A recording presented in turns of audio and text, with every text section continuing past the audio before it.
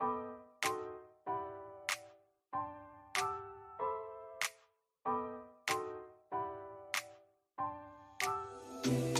gotta tell you something I could do. I could be running around chasing you, but I won't. Cause I got better things to do. Rather spend my precious time chasing somebody who loves me too. If I got $1 for every time you slam the door, I would be the richest girl alive. If you hadn't run away every time I asked you stay, you would sleep right next to me tonight. No, you didn't know me, all you wanted was a game to play, and you couldn't handle that I had my ways. I found your magic and your side chicks, I'm a winner, babe. Thank you for tuning in. If this is your first time joining us, welcome. We hope your experience is fruitful. Please feel free to visit our website to find out how you can join our growing family. While we are loading your experience, please do us a quick favor and hit that like button from whichever platform you're watching or listening on. Also, share so others may enjoy as well. And we hope you would consider hitting that subscribe or follow button so you can check out more of our amazing content. All right, let's start the show.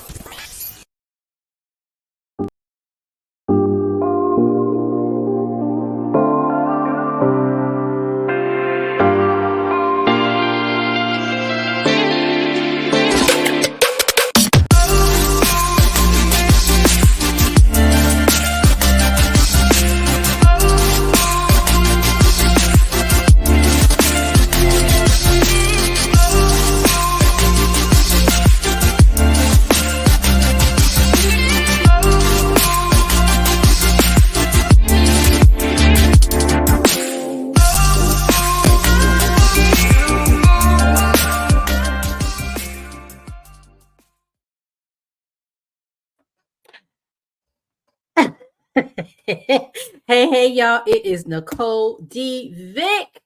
Welcome to Nicole D. Vick Live. It is Friday, Junior. Hallelujah, because I'm tired. I don't know about y'all, but I don't know if it's the end of the year. I know it has to do with that time change. Child, I'm still not. It'd be 3 o'clock in the dark, midnight. What is going on? So I'm tired. I'm glad it is Friday, Junior. I hope all of you are doing well, are happy, safe, healthy, all that good stuff. It is 11 days before Christmas. I don't know about you. I ain't bought not a gift. I take that back. I bought gifts for my staff and they love them. Other than that, ain't nobody got no gift. I don't know if y'all gonna get a gift. I love you, but I don't know. So I guess this weekend is really like the only weekend left to really do any shopping. I think I don't even know. I ain't bought nothing. Have y'all bought Christmas gifts? I just don't feel in the spirit right now. You know, just in general, there's a lot going on. There's a lot going on around the world. It's not really like happy Christmas tree. Woo woo. It's not that I'm not there. I continue to remain grateful, happy that I'm alive and healthy and that my family is alive and healthy. I hope with all my heart that very soon the violence can end. Oh my gosh, Kwame, I ain't bought. I don't know what people gonna get. Yes, gift cards, Donnell. Yes, that's it. I'm like a gift card. Now I will say this. If at all possible, this is my annual plug, and I actually probably do this more than once a year. If you can, please support a Black-owned business this holiday season. Get a gift card from the Black-owned business, near you. There are folks that make candles. At least, matter of fact, quick story. It's laying down the street from me, makes candles. I didn't even know she lived down the street. I knew of her company, didn't realize we literally neighbors. Like, stuff like that. Hey, I need a gift card from you. So if you can try to do that, I know sometimes it's hard. Like for me, my money kind of low right now. So I don't know what I'm gonna do, but I'm gonna make it happen for some people. Probably my brother, his wife, and Andrea, and my parents, obviously. And like, I can't do nothing else. Now, if I could have one gift this holiday season, one gift, I want the gift of opportunity. Don't buy me nothing. Well, actually, you could buy me some Bath and Body Works I like the lavender vanilla smell. Or you can buy me some Lux Noir candle or something like that. But if you can't buy me nothing else, somebody bring me some opportunity. You know, opportunity would be a beautiful Christmas gift for me. If you know something, if you can get me somewhere to the next step, give I welcome that gift so much. It would be beautiful. Other than opportunity, a beautiful, beautiful vacation would be great for me. Me and my classmate have been talking about vacation spots because we're graduating in May 2024. So we're like, where are we going? And we've been thinking about other parts of the world we want to be in. South Africa. I saw that Dimitri Lucas was in Rwanda, and I had never considered Rwanda. And I'm like, suddenly I want to go see gorillas too. Shoot, what you talking about? We were talking about somewhere vacationy in the Caribbean. We're like, where are we gonna go? So excited. Before we get into the main topic of tonight, I do have some announcements. So y'all know I'm in school, and I just mentioned we're graduating in May. It's wild. In front of me, of course, you can't see in front of me, but my freaking cap and gown and hood came, and I'm sitting here like, what? So it's like literally in front of me, and I'm like, this is crazy. I will show y'all this. Yay! Exactly. Now the graduation is in May. Now I got to finish writing the dissertation before that. We got to be on schedule. They said that I have to finish writing and defend by March, and then have it published so that I can walk in May. You can technically walk without it being like done like that, but if you want to be like official. But I want to show y'all my sash because I'm extra. And so I want to show this to you. So this is the sash. Even when you're undergrad or a grad, like master's degree, you always have your little sash around your neck. Now, because I am. This says right here, and do you know they charge? Was it per what word or per letter? I said, "Why this thing $200+?" This says from teen mom to triple Trojan, I conquered it. Baby, I'm a I'm going to claim it now, even though I'm not done. 3-time USC Trojan graduate, baby. I was trying to see, did they have a buy 2 degrees, get one free? They don't have it, but they should. Mm-hmm. And then this says class of 2024. It looks so pretty on camera. Come on, Trojans. Why my gown is this color? USC is so flamboyant, and just the flamboyant people that they are. Yo, my gown is red, just like this is a Sankofa bird. Go back and get it is what this means. Like you really look back to move forward, right? And so there's that. And then this, because I shouldn't even show this. I'm not gonna show this part because this actually is something I'm gonna talk about later. But I'm so excited. Oh, I will show you this though, babies. The stunt move. You see all 3 of them degrees, boo boo. Ow, ow. Ain't getting out no more either. No, ma'am. Done. Finished. We finished. Let me put this back before I spill something on it. And my kente, because we black. All right. So excited, but at the same time, the pressure is on to get this thing written. I have done all my research and everything. I love Sankofa. Y'all know I got a Sankofa on my. Can y'all see that right there? I don't play with my Sankofa. So I did all my research. I've coded it, and so now I have to look for themes. What is the theme? And I got to do all that stuff, and I got to write chapter 4 and chapter 5. But we are on the home stretch. It's wild to think about it because I remember when I started, and I'm like, woo.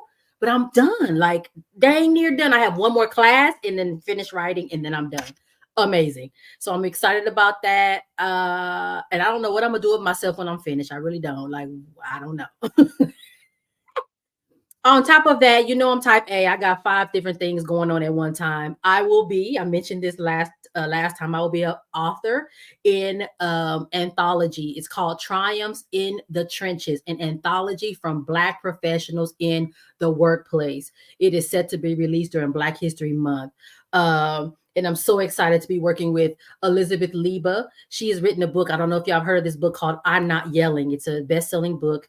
And she has a book publisher, coach, expert lady, Alana Washington. There's 20+ authors in this anthology. I'm going to be talking about the social service institutions, and sort of how Black folk that work in those types of agencies often are also psychologically unsafe. There's a lot of things going on. And so I compare and contrast, because I think a lot of times you hear about Black folk at work, you think of corporate America and some of the microaggressions and things that happen there. But I want this to be a reminder that there are people in social service agencies that are passionate about the work, come into this work because they want to help their people, but they're treated poorly in those workspaces with words in their missions and visions like social justice and equity. Those workspaces also still have some of those issues. So I'm going to lift that up in the book chapter. I called this book, and I didn't think, it's so funny how things come to my mind. I don't think there's any accidents, but I said, oh, so it's like the Green Book, but for working people. I don't know how many of y'all know what the Green Book is, but it started in 1936 and I think went through 1960. Back then, it was hard for Black folk to travel. It was hard for us to get around safely. We needed to know which gas station was safe, which motel was safe, which restaurants were safe, because sometimes if you go into the wrong neighborhood, you end up in the wrong space, it was bad for you, right? Life or property issues could come up, and it could be a really bad situation. So the Green Book was really a guidebook for Black folk as they traveled the country, to make sure that they knew where it was safe to go, where they would be respected and be taken care of. And so I see this anthology, Triumphs in the Trenches, as the Green Book for working people. It's amazing. Check my post out on LinkedIn if you're following me there. I don't know what's become over me, because every day I'm churning out something and everybody's like, wow, they're reposting it, they're sharing it, they're commenting. You can also go on my website. There's a contact form there. Let me know if you want to know when the book is launched so I can keep you posted. I plan on doing some like newsletters or whatever. Yes, Dr. Donnell. Yes. It was amazing to see. Thankfully, Google is amazing, right? So I Googled the Green Book. I saw a picture of Mr. Green. I saw various covers of the Green Book. And I said to myself, I wonder if my great-grandparents are in the Green Book, because they were business owners. And lo and behold, again, Google, amazing. Pulled up a website. I think it was pbs.org. And it had a page from the 1949 Green Book. And I said, well, let me see the Los Angeles page. And I said, let me look on here. So I looked on the beauty parlor right at the bottom. I said, that's my great grandmother's beauty salon. And then I said, let me come over here to service station. And I said, that's my great grandfather's gas station. Literally. Hey, Coach Leslie. So literally, I'm seeing my relatives in the Green Book. And then it reminded me in that moment that me calling this book Triumphs in the Trenches, the Green Book for working people, was not an accident. That literally the ancestors were like, girl, yes, say it, make it happen. So please, if you're interested, go to my website. There's a contact page on there. Fill it out and put Triumphs or put book or something in the comments. And then that way I'll know that you're interested. I plan on doing like a newsletter or something to keep you updated on like the cover reveal and all those sorts of great things. I'm really, really excited about this book. All right. Oh, I done ran my mouth. It's 6:30. Let's go take a commercial before I jump into my recap, because I'm like, I need a sip of water or something. All right. See y'all on the other side.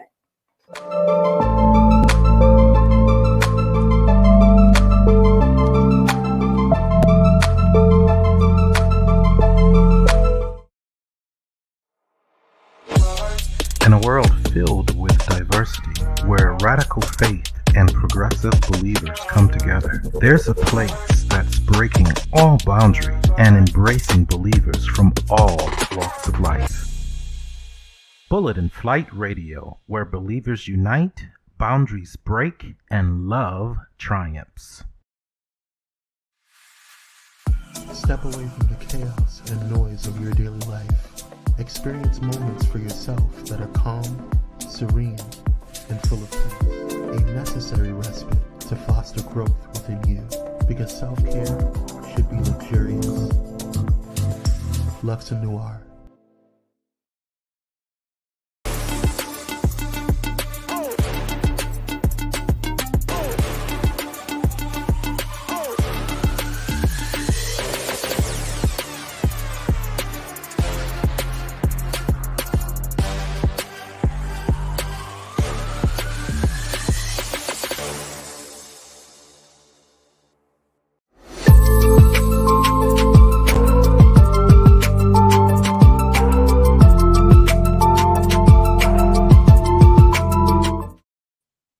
back. I had to over the break. I had to go get this hat because, child, I'm gonna be looking like Shakespeare.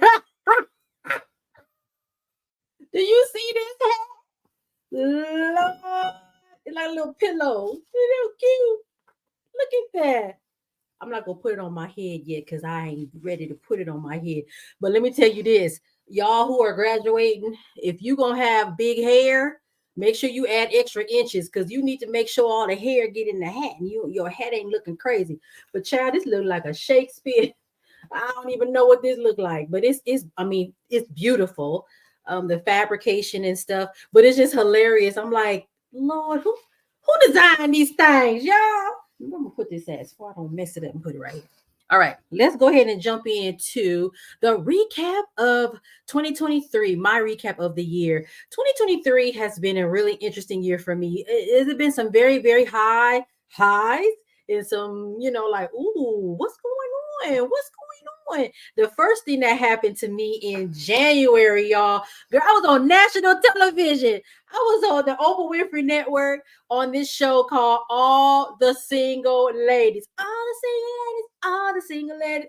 I went on there to talk about a relationship that I had, not this most recent one that I just ended. Don't put it ain't him like that. It wasn't him. It was the one before. Child, a hot mess.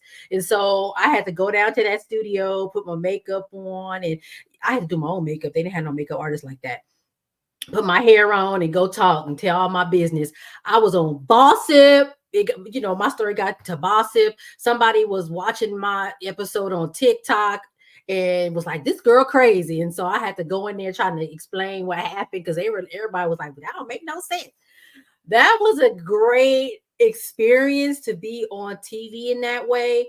I don't know if I'd ever do it again though, but it was cool. Actually, I'm lying. I would. I'd do it again. That was fun.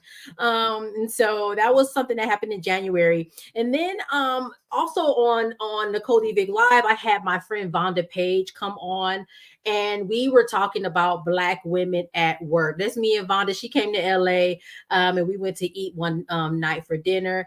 And she was amazing on screen and also amazing in person. And she is such a wealth of knowledge.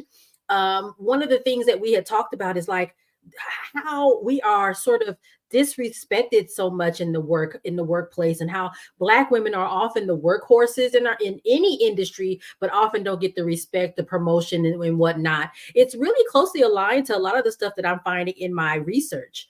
Without getting into too much detail about that, but a lot of that I'm seeing in the interviews that I've done as well. And so she had some really good thoughts about where this comes from. I just commented today or yesterday on LinkedIn about it being epigenetics, that we have some epigenetic issue, stuff going on in our bodies as Black people, but also the palm colored people do too.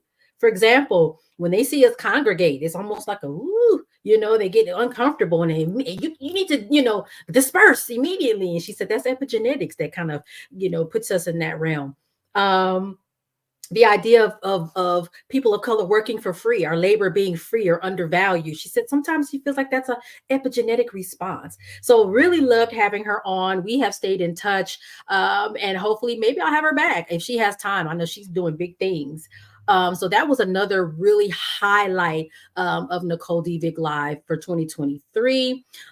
We did a lot of conversation around abortion around April, May, June. Abortion is a public health issue, right? When the whole Roe v. Wade kind of went under sort of attack, Jamila came on as a guest, Jamila Harris, Dr. Nurse, Dr. Nomsa Kalfani also came on and offered her expertise because that's really her wheelhouse, Dr. Nomsa Kalfani, reproductive justice and whatnot. So we had, I think, 2 conversations around that, how important it is and why, specifically for Black women, this is something that's big. And it's funny that I'm mentioning this now because there's, I think, 2 cases right now where women are being either criminalized or actually are being criminalized. I think one woman had a miscarriage and now they're saying you're in trouble for that because I think something about she miscarried in the restroom, and the fetus, and the da, da, da. And so there's some criminal charges being held. And so it's really interesting, this whole conversation around abortion access, reproductive justice, really popped up for us early on in the year, because we're actually now seeing sort of the impact of some of those decisions that were made at the federal level, at the Supreme Court level, for women, specifically Black women. In the summer, we had a great, yeah, a great. My words, hello. A great episode with my classmates.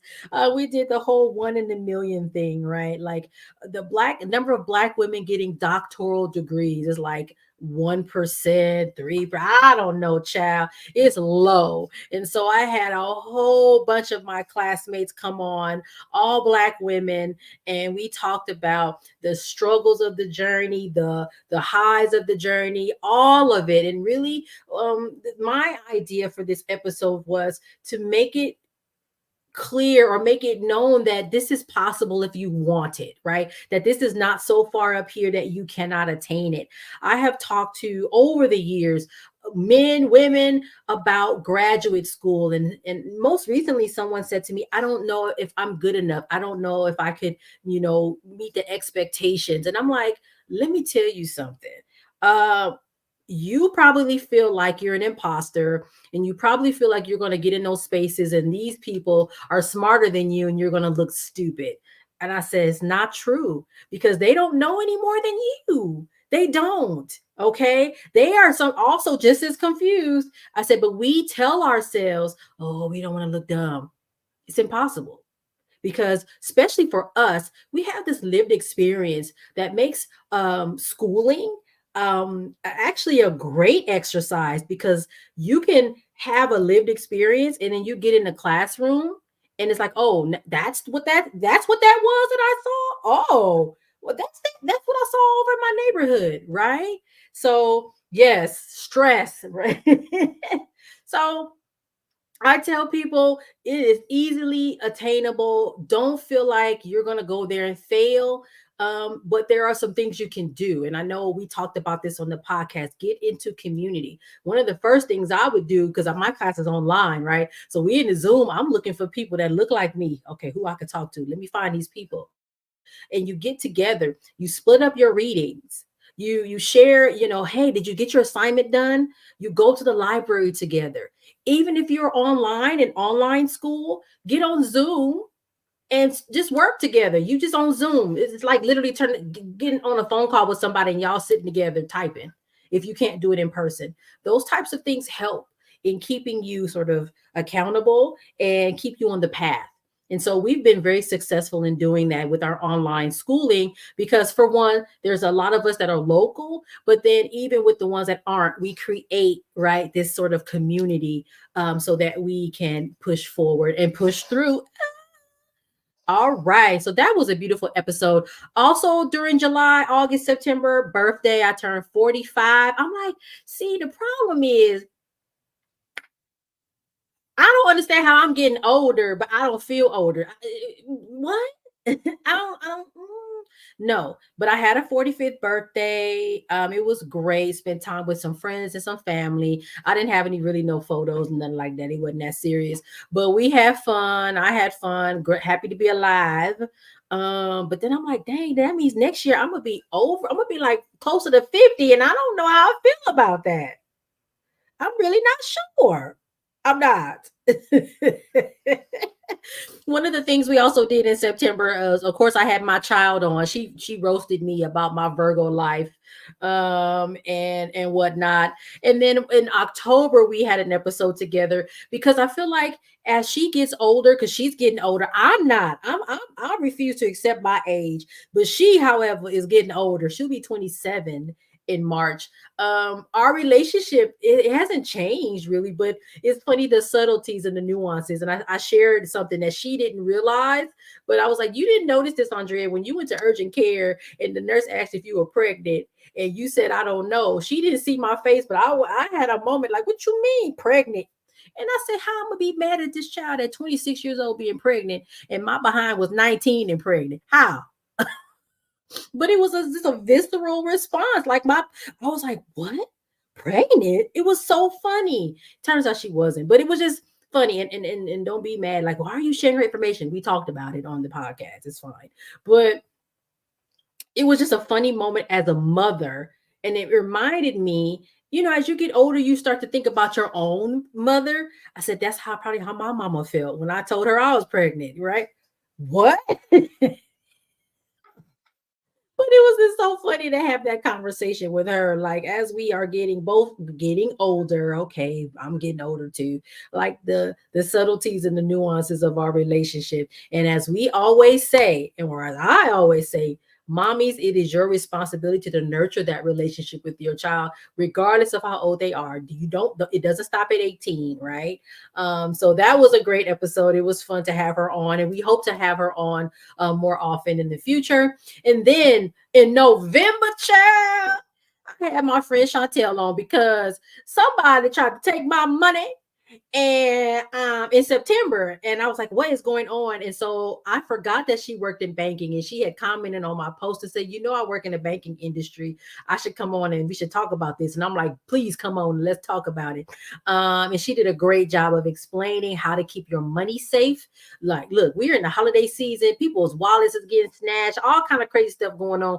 She talked about how to really take care of your finances so that the hard-earned money that you make doesn't get lost. Dr. Donnell. Yes, yeah. I will be trying to run her too. Still, I know I will. As old as she get, I'm gonna be like, no. She came and told me something last night, y'all, and I was like, no, don't do it. And she was like, I won't. I'm like, mm-hmm. So yes, regardless of age, we will always run the lives of our children. I don't care. I don't care. But going back to Chantel, she did an excellent job. Might have her back on later, early next year. I keep saying later, early next year, and we can talk about some more of that. And then the last episode of live, having a guest, I had Brandy on, and Brandy was also on the episode with the other doctoral students. But Brandy's doing very, very good research on body positivity in regards to access to healthcare, and some of the bias that fat women, specifically fat Black women, and I use the term fat as a descriptor. I'm fat. It's okay. Some people are like, oh my God, you're not fat. I'm fat. Okay. And it's okay. It is what it is.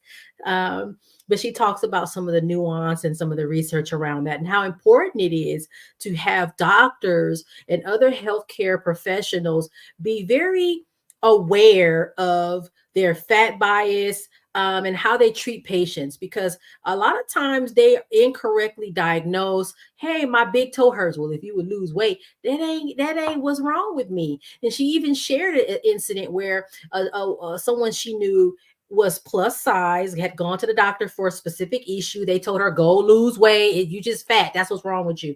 So she loses weight. She still has the issue. Turns out she had something like cancer, I think it was, and that it had sat there for a year, because she was busy trying to lose weight because they told her that's what it was, and it wasn't that. You see what I'm saying? So we need medical professionals to be a little bit more sensitive to those things. And you are correct. Ain't nothing wrong with a little thick. It's okay. Listen, there is a guy I follow on Instagram, and I think I mentioned this. His name is, I think his Instagram handle is 300 pounds and running. He's a marathon runner. And he started when he weighed 300 pounds. I think he weighs less than that now, but not considerably less. And he runs marathons. I can't run a marathon. It's a lot of skinny people that can't run a marathon. Is he not an athlete?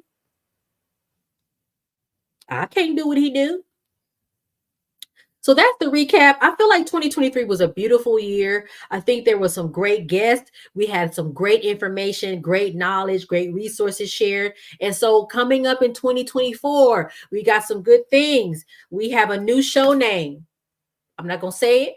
It was on my sash, so that's why I put it back in the bag. But I have a new show name. I talked to my producer and I said, I think I want to do this. And he was like, whoa, that's nice. So you'll see that in 2024 at some point. As far as episodes and guests, I've been already starting to network with people. I love talking to people. Like, what you do? Who are you? What you interested in? And I meet people at Christmas parties. I meet people at networking events. I meet people everywhere. And I'm really interested in bringing more guests on. I actually talked to someone today, and we already agreed that she will be the first guest for January of 2024. She is an expert in salary negotiation. So you get a new job, right? You start your new job at XYZ company, right?